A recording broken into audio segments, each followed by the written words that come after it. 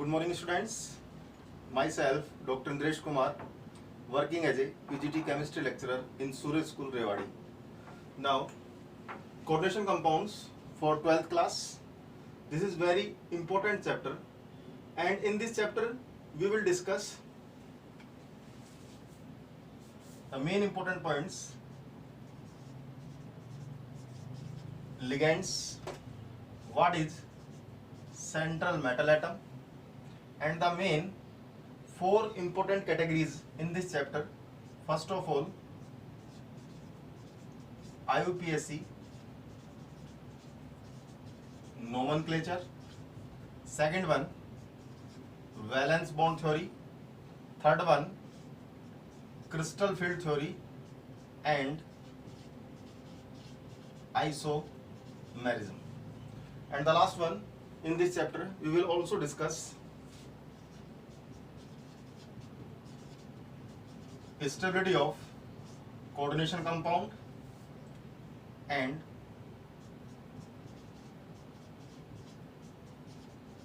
importance of coordination compound. And the last topic is bonding in metal carbon. तो बेटा ये जो chapter है कोऑर्डिनेशन कंपाउंड, इसमें आपका जो मेन इंपॉर्टेंट पार्ट रहेगा वो किस पर डिपेंड करेगा? ये दो पॉइंट पर डिपेंड करेगा। अगर आप लोगों को लिगेंड्स के बारे में पता है और अगर आप लोगों को सेंट्रल मेटल एटम के बारे में पता है, तो ये जो टॉपिक्स अपन इस चैप्टर के अंदर डिस्कस करेंगे उसमें ये जो पार्ट है ये इंपॉर्टेंट रोल इसमें प्ले करेगा। तो आपको ध्यान में रखना है।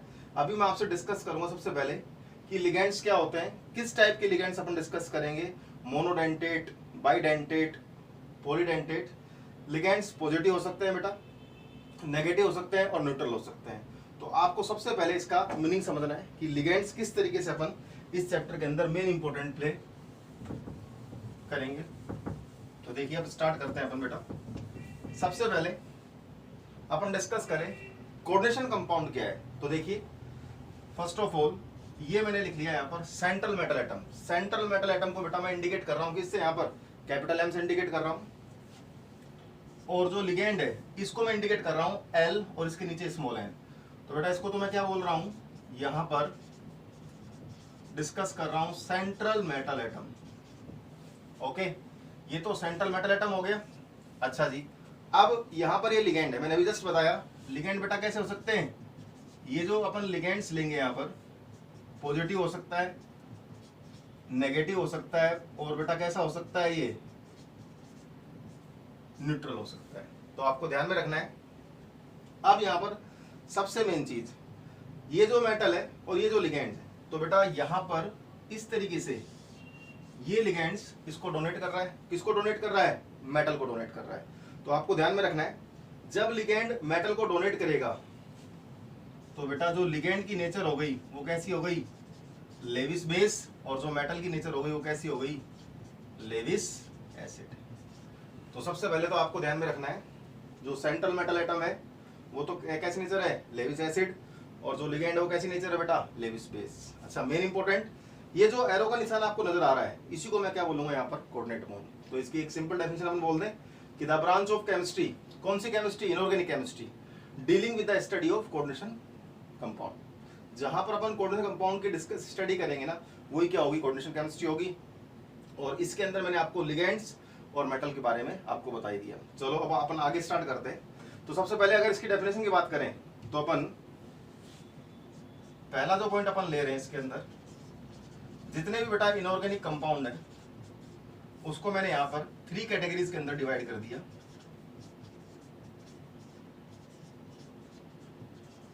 तो देखिए जो इनऑर्गेनिक कंपाउंड है उसको मैंने 3 कैटेगरी के अंदर डिवाइड किया। तो सबसे पहले मैंने क्या लिया, यहां पर 1 टाइप ऑफ सॉल्ट। सबसे पहला पॉइंट जो मैंने लिया यहाँ पर वो क्या लिया है बेटा, 1 type of salt.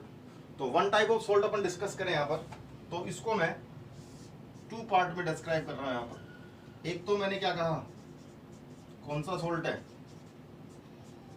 Simple salt है, और एक मैं कौन सा ले रहा हूं, मिक्स सॉल्ट ले रहा हूं। तो सबसे पहले अगर मैं सिंपल सोल्ट की बात करूं तो आपको ध्यान रखना है जिसके अंदर बेटा एक ही कैटायन और एक ही एनायन प्रेजेंट हो। जैसे फॉर एग्जांपल NaCl ले लिया मैंने, KCl ले लिया, तो आपको ध्यान रखना है जो NaCl है और KCl है इसके अंदर क्या है, एक ही टाइप का कैटायन है और एक ही टाइप का क्या प्रेजेंट है, एनायन प्रेजेंट है, इसलिए इसको अपन क्या बोल देंगे, सिंपल सोल्ट। ठीक है, लेकिन यहाँ पर मिक्स सोल्ट, इसका एक फेमस एग्जांपल है बेटा CaOCl2।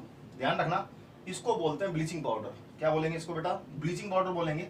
और अगर मैं इसको डिसोशिएट करके देखूं यहाँ पर तो मैं लिख सकता हूं इसको, ये मैंने लिखा Ca+2 प्लस OCl माइनस और प्लस Cl माइनस। तो अगर अपन ध्यान से देखें ये तो यहाँ पर कैटायन है, लेकिन यहाँ पर क्या आ गए, टू डिफरेंट क्या आ गए, एनायन आ गए। तो आपको ध्यान रखना है जो मिक्स सोल्ट है उसका एग्जाम्पल क्या है, ब्लीचिंग पाउडर। और सबसे इंपॉर्टेंट यहाँ पर ध्यान रखना, ये जो OCl माइनस है ना बेटा, अगर मैं यहाँ पर क्लोरीन की ऑक्सीजन स्टेट निकालूं तो बेटा ये +1 होगी और ये कितनी होगी, -1 होगी। तो ये आपको ध्यान रखना है। ये तो अपन ने किसकी बात कर ली, वन टाइप ऑफ सोल्ट की बात कर ली। ऐसे ही सेकेंड पॉइंट में ले रहा हूं, इसी के अंदर कौन सा सोल्ट, डबल सोल्ट। तो बेटा डबल सोल्ट की अपन डिस्कस करें तो डबल सोल्ट सबसे पहले डेफिनेशन की बात करें इसकी, कई बार एग्जाम के अंदर पूछ लेता है कि डबल सोल्ट क्या होता है। तो simple definition, when dissolve in water, जब इसको बेटा डिसोल्व करेंगे वाटर के अंदर, डिसोसिएट इनटू सिंपल सब्सटेंस और आयंस। किसके अंदर ब्रेक होगा ये, डिसोसिएट इनटू सिंपल सब्सटेंस और आयंस। फॉर एग्जांपल जैसे इसके एग्जांपल में अपन ले रहे हैं, सपोज पहला एग्जांपल मैंने लिया मोर सोल्ट। तो जैसे ही मैं मोर सोल्ट का एग्जांपल ले रहा हूं, फॉर्मूला होगा इसका बेटा FeSO4 डॉट NH4 का whole twice SO4 dot 6H। तो आपको ध्यान रखना है ये बेटा मोर सोल्ट का फॉर्मूला है FeSO4 डॉट NH4 का whole twice SO4 dot 6H2O। अच्छा जी, इसको अपन ब्रेक करें अब, क्योंकि अपन किसकी बात कर रहे हैं, डबल सोल्ट की बात कर रहे हैं। डेफिनेशन अभी जस्ट मैंने क्या बताई, when dissolve in water dissociate into simple substance और आयंस। तो देखिए हाँ जी, तो बेटा ये यहाँ पर क्या आ गया, Fe+2। देखिए एक SO4 यहाँ पर है और एक SO4 यहाँ पर है। वी नो दैट जो SO4 होता है उसमें चार्ज कितना होता है बेटा, -2। तो इसका मतलब ठीक है बेटा, अमोनियम आयन पढ़ाइए आपने, अमोनियम आयन यानी NH4 प्लस, NH4 का होल ट्वाइस है, तो यहां मैं लिख दूंगा 2NH4 प्लस। क्लियर, फिर अपन आगे बढ़ते हैं इसके अंदर। तो नेक्स्ट वन देखते हैं, प्लस क्या लिखेंगे अपन यहां पर, 6H2। Is that clear. तो इस तरीके से इसका डिसोसिएट अपन करेंगे। अच्छा, इसके लिए आपको चार्ज पता होना चाहिए। जैसे FeSO4 था तो सर यहाँ पर +2 कैसे पता चला, इस पर -2 होता है तो इस पे +2 और -2 कैंसिल, तभी तो ये फॉर्मूला बना। तो ये तो मोर साल्ट हो गया। ऐसे अगर मैं एग्जांपल और लूं इसका, आपने नाम सुना होगा जिसको फिटकरी बोलते हैं, पोटास एलम। इसका नाम क्या होता है, फिटकरी होता है, वैसे कॉमन है। तो देखिए फॉर्मूला क्या होगा, K2SO4 डॉट Al2 SO4 का होल थ्राइस डॉट 24H2। तो बेटा K2SO4 डॉट Al2SO4 का होल थ्राइस डॉट 24H2O। अच्छा जी, अब यहाँ पर एक चीज आपको ध्यान रखनी है, वो ध्यान क्या रखना है, इसको अगर अपन डिसोसिएट करें तो देखिए ध्यान से, K2SO4 है यानी 2K प्लस, पोटेशियम में +1 चार्ज होता है, एक SO4 यहाँ पर है और SO4 का होल थ्राइस, कितने SO4 हो गए, 4। तो 4SO4 -2, Al2 है, एलम चार्ज कितना होता है, +3, तो 2Al +3 और +24H2। तो बेटा इस तरीके से इसको अपन ब्रेक करेंगे, तो ये आपको ध्यान रखना है। अच्छा जी, फिर ये तो आपका सेकंड टॉप पॉइंट क्या हो गया, डबल सोल्ट हो गया। इसी तरीके से बेटा इसके अंदर अपन थर्ड पॉइंट अपन लें, फर्स्ट हो गया one type of salt, second हो गया डबल सोल्ट, और अगर अपन थर्ड पॉइंट की डिस्कस करें तो थर्ड पॉइंट इसके अंदर अपन लेंगे कॉम्प्लेक्स कंपाउंड। तो बेटा कॉम्प्लेक्स कंपाउंड की बात करें, दे ऑलमोस्ट, पहले डेफिनेशन की बात कर लूं मैं, they almost does not dissociate into simple substance और आयंस।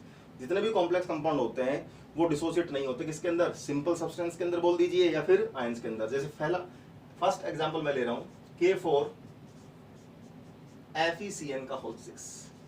अब वी नो दैट अगर अपन आयरन की बात करें तो आयरन कितनी स्टेट होती है बेटा? दो होती हैं, एक +2 होती है और एक कौन सी होती है? +3 होती है। तो आयरन की दो स्टेट होती हैं, ये आपको ध्यान रखना है, एक तो +2 होगी और एक कौन सी होगी? +3 होगी। ठीक है बेटा।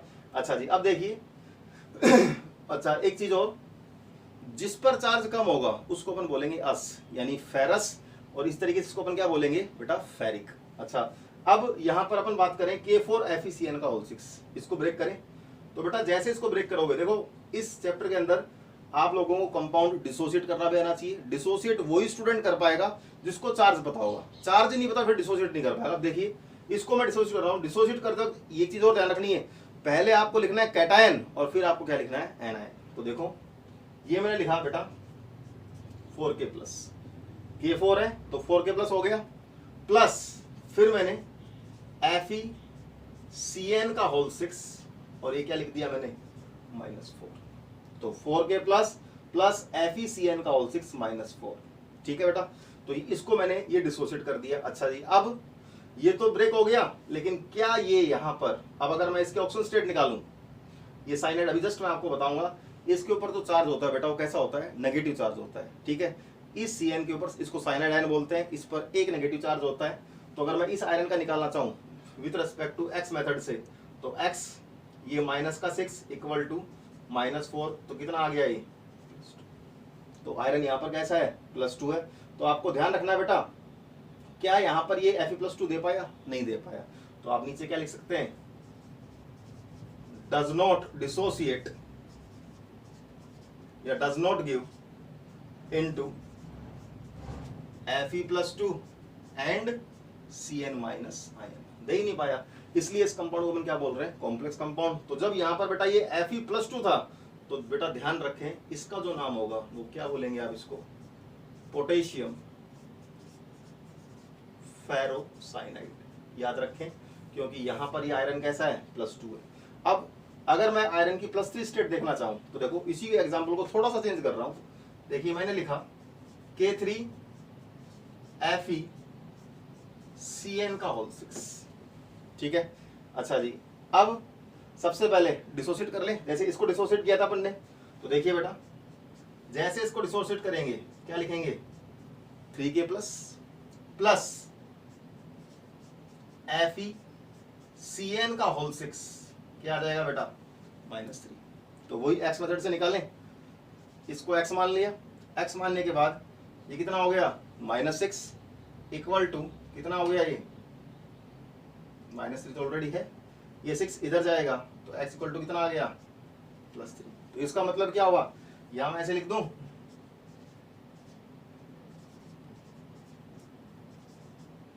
Does not give Fe+3 and CN- ion.